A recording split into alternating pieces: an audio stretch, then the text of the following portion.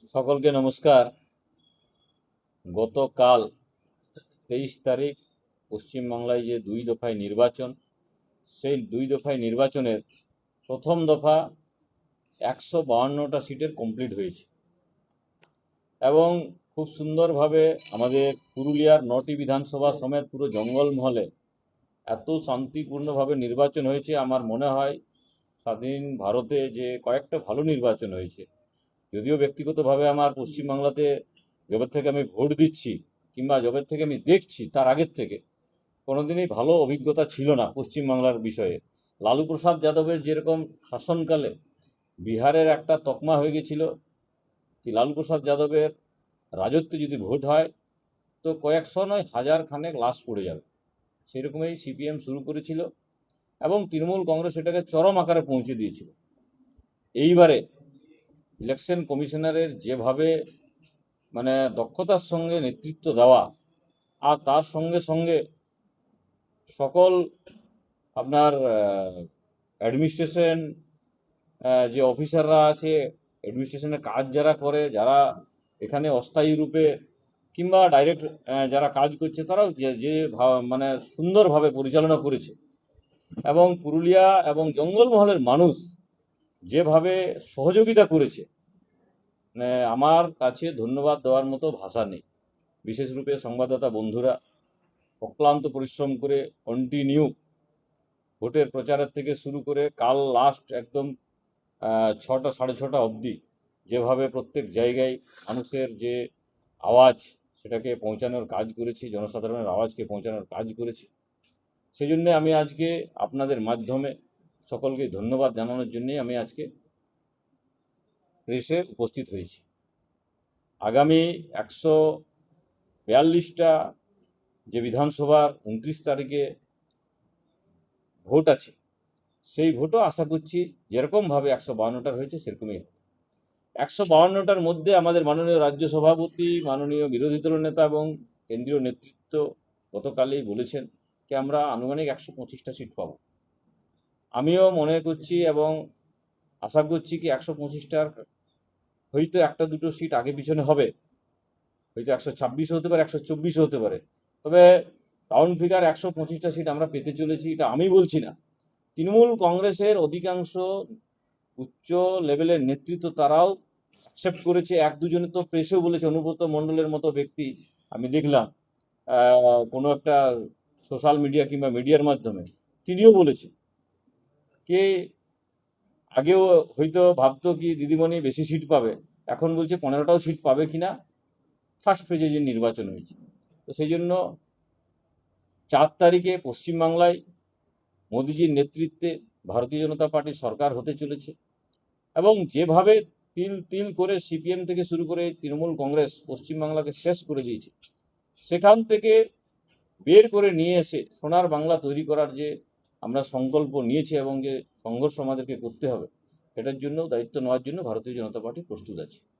আমি আশা রাখব যে আগামী যে 29 তারিখ খুব ভালোভাবেই হবে এবং আপনার 23 তারিখে যারা যারা প্রায় 90% 91% ভোট হয়েছে, যারা ভোট দিয়েছে তাদেরকে আমি ধন্যবাদ জানাবো। বিশেষ রূপে যারা বাইরের থেকে ভিন রাজ্যে অস্থায়ী রূপে পরিযায়ী শ্রমিক রূপে কাজ করেছে, যারা অন্য কোথাও অন্যত্রে চাকরির সূত্রে গেছে, তারাও পোস্টাল ব্যালট হোক, ডাইরেক্ট এসে হোক, ছুটি নিয়ে এসে হোক এবং পরিবর্তনের পক্ষে যে ভোট করেছে, এটা 91% ভোটেই বোঝা গেছে।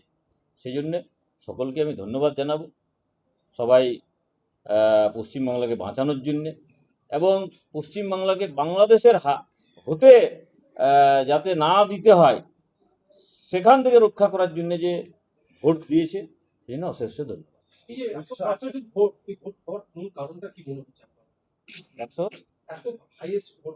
দেখুন, এটার মূল কারণ হচ্ছে কি এতদিন ধরে যে ভুতুড়ে ভোট, সেই ভুতুড়ে ভোট নাম বাদ পড়েছে, তার কারণে একটা বড় পার্সেন্টেজ গ্যাপ থাকতো এবং বেশিরভাগ জায়গাতে তৃণমূল কংগ্রেসের ধমক চমকের লোক বাড়ির থেকে বেরোতো।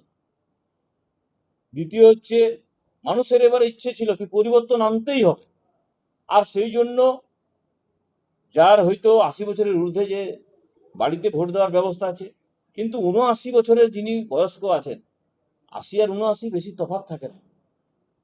সেই শুধুমাত্র সংখ্যার কারণে হয়তো তাকে আপনার পোলিং স্টেশনে যেতে হবে, সেখানে গেছেন।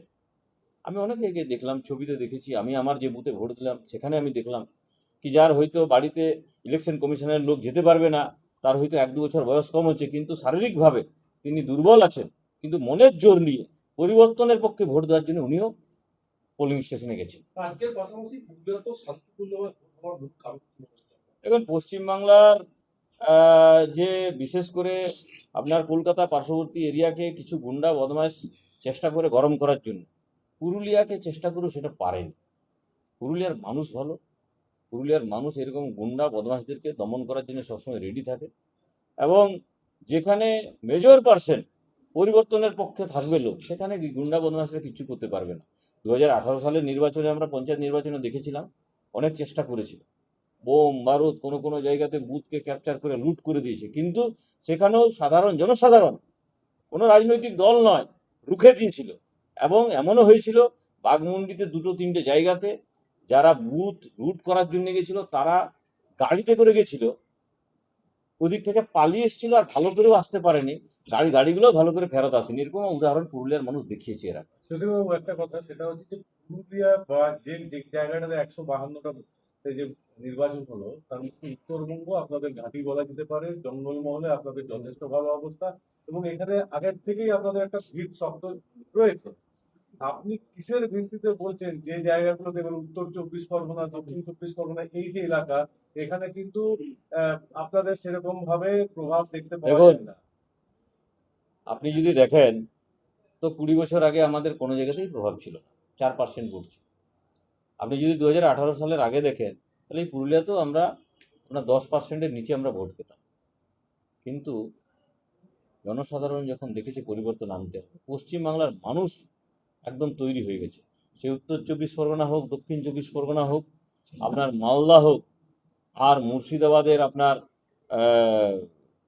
বহরমপুর হোক, সব জায়গাতেই যেখানে যেখানে হিন্দু সমাজের মানুষ আছে, হিন্দু সমাজের মানুষ ধরে নিয়েছে এই সরকার যদি থাকে আগামী দিনে, তাহলে কাউকে আর বাঁচতে দেবে না। আর সেই কারণেই সবাই এক জায়গায় এসছে, একটা ছাতার তলাতে এসছে, এবং মমতা ব্যানার্জিকে সরাতে হবে সেটা সংকল্প নিয়ে ফেলেছে। সেখানে না 24 পরগনা আছে, আর না সেখানে নদিয়া আছে, প্রত্যেকটা আপামর পুরো পশ্চিমবাংলা আছে। যদি আপনাদের সরকার হয়, সেক্ষেত্রে দেখা যাচ্ছে জঙ্গলমহল কিন্তু বহু আগের থেকে বিজেপির সঙ্গে আছে। আগের বারেও আপনাদের 6টা এমএলএ এখানে ছিলেন। জঙ্গলমহলের কতটা অংশীদারিত্ব থাকবে এবং কি এখন ব্যাপক থাকবে, আমরা ঘোষণাপত্রে দিয়েওছি যে আমরা কি কি করতে চাই না চাই, এবং আগামী দিনে জঙ্গলমহলের ডেভেলপমেন্টের জন্য আমরা অবশ্যই আলাদাভাবে প্ল্যানিং করব, যাতে জঙ্গলমহলের যে পিছিয়ে পড়া তকমাটা সেটা ঘোচানো যায়। আমরা দেখি কি কেন্দ্রীয় বাহিনীর নিরাপত্তা যথেষ্ট 151 কোম্পানি আমাদের এই জেলাতে নিরাপত্তা ছিল। পর্যাপ্ত নিরাপত্তার মধ্যে দিয়ে আমি একদম করেছে, আমি যে বুথে গেছি আমার কথা বলছি, আমাকে চেক করেছে, আমি রীতিমতো সহযোগিতা করেছি, আমি একবারও পরিচয় দিইনি কি আমি মেম্বার অফ পার্লামেন্ট, আমি সোজাসুজি বিনা মানে ইয়েতে ঢুকবো, এরকম কিচ্ছু হয়নি। ওরা যেরকম করেছে, ওরা চেনার পরেও আমাকে যেরকম মোবাইল রাখতে বলেছে আমি মোবাইল রেখেছি, যেরকম লাইন দিতে বলেছে আমি লাইন দিয়েছি। এই জন্য সারা পশ্চিমবাংলাতেই সবার জন্য একটাই রুল আছে, এবং এই রুলটা হওয়া উচিত, এবং ভালো হয়েছে। তার জন্য এইবারে এই লুটেরারা লুট করতে পারছে না। সুষ্ঠু নির্বাচন করতে কতটা সন্তুষ্ট আপনি গোটা জেলায়? দেখুন, এই মুহূর্তে যতটা হয়েছে, ছিটফুট দু একটা ঘটনা বাদ দিয়ে পুরোপুরি আমরা খুশি আছি। হ্যাঁ, ভালোভাবে ভোট হয়েছে, ইলেকশন কমিশনার ভালোভাবে ভোট করতে পেরেছে। কিন্তু তৃণমূল কংগ্রেস আর রাজ্য সরকার বারে বারে বেগড়া দেওয়ার চেষ্টা করেছে, কিন্তু এটাতে মানুষও পাত্তা দেয়নি এদের। তার সাথে একটা প্রশ্ন আছে, সেটা হচ্ছে যে এখানে ভোট পেরিয়ে গেল, 29 তারিখে এবারে যে দ্বিতীয় দফার ভোট হবে, সেইখানে আপনাদের অর্থাৎ যারা যেসব নেতৃত্ব এদিকে রয়েছেন তাদের ভূমিকাটা কি থাকবে? দেখুন, স্বাভাবিকভাবেই রাজ্যের যারা দায়িত্বপ্রাপ্ত কার্যকর্তা আছেন আমাদের, যেমন আমি আছি, পার্টি যেখানে কাজে লাগাবে সেখানে যেতে হবে। আমাদের যার যেখানে দায়িত্ব হয় আছে, আমি যেমন হাওড়া হুগলি যে বিভাগ আছে সেই বিভাগের আমি দায়িত্বপ্রাপ্ত সাধারণ সম্পাদক হিসেবে ইনচার্জ আছে পার্টি, তো আমি সেখানে যাব। সেরকম বাকি যারা আছে যেখানে যেখানে দায়িত্ব আছে সেখানে যেতে হবে। এটা তো পার্টির নিয়ম হচ্ছে, আর কাজ করতেই হবে। কারণ একটা জায়গাতে নির্বাচন করার জন্য রাজ্য কমিটি হয় না, রাজ্য কমিটির কাজ হচ্ছে সর্বত্র পুরো স্টেটকে পরিচালনা করার জন্য। সেরকম পার্টি ঠিক করে দিয়েছে, যেখানে যেখানে বলেছে সেখানে যাব। তৃণমূলের তরফ থেকে একটা অভিযোগ করা হচ্ছে যে প্রচুর পরিমাণে লোককে ঢোকানো হয়েছে বিহার, ঝাড়খণ্ড, উত্তরপ্রদেশ থেকে, বাইরের থেকে এসে তারা ইনফ্লুয়েন্স। দেখুন, আমাদের এখানে পর্যাপ্ত সেন্ট্রাল ফোর্স যদি পশ্চিমবাংলার বাঙালিরা থাকতো, তাহলে তো অন্যান্য ভাষাভাষী সিআরপিএফ আর ইয়েকে এই আপনার সিআইএসএফকে আনতে হতো না। কিন্তু সব তো সিআরপিএফ আর সিআইএসএফ কিংবা আইটিবিপি যে সেন্ট্রাল ফোর্স আছে, সেটা তো আপনার কোনো বাঙালি না বিহারি দেখে হয় না। সেটা তো সেন্ট্রাল যে ভ্যাকেন্সি বের করা সর্বভারতীয়ভাবে হয় এবং সারা ভারতবর্ষের লোক থাকে।